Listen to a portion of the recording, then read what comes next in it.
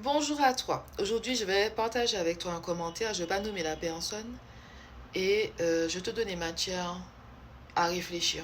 Ok? Reste avec moi. Personnellement, je ne pense pas qu'on puisse s'écarter de notre destin. Je pense que si tu n'es pas resté avec la personne avec qui tu étais, c'est tout simplement parce que Dieu avait d'autres plans pour toi, qu'il ne devait être là que pour une saison de ta vie pour différentes raisons. Mais globalement, on n'échappe pas à notre destin.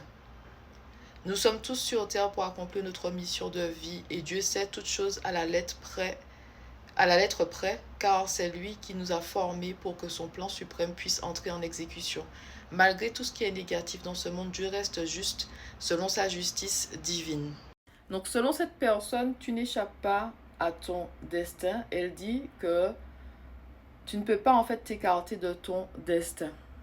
L'humain a un libre arbitre. La raison pour laquelle nous vivons dans le monde que nous sommes, c'est à cause du péché originel.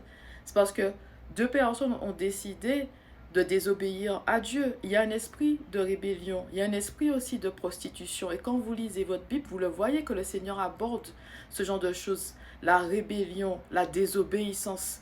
Tu fais le choix de désobéir à Dieu. Parce que quand je lis ça, on a l'air de penser que peu importe ce que tu fais, Dieu est au contrôle, tu n'as pas de libre arbitre. Tu ne choisis pas. Donc tu te retrouves par exemple dans une situation abusive et toxique, tu fais le choix d'un partenaire, tu es dedans, c'est la volonté de Dieu pour toi, c'est ça. C'est pas la volonté de Dieu pour toi. C'était pas la volonté de Dieu pour moi que je sois avec cet homme, mais j'ai fait un choix. J'ai fait mon propre choix. Par manque de connaissances, oui. Par naïveté, oui, mais ça reste quand même mon choix. Dieu m'a pas forcé à aller avec cette personne-là. Dieu ne désire pas que nous soyons détruits par d'autres personnes. Dieu ne désire pas qu'il y ait de l'abus physique, abus sexuel, abus émotionnel dans les familles, encore dans les couples ou abus financiers. C'est pas le désir de Dieu, mais chaque homme, quand on dit chaque homme, l'espèce humaine, fait ses propres choix.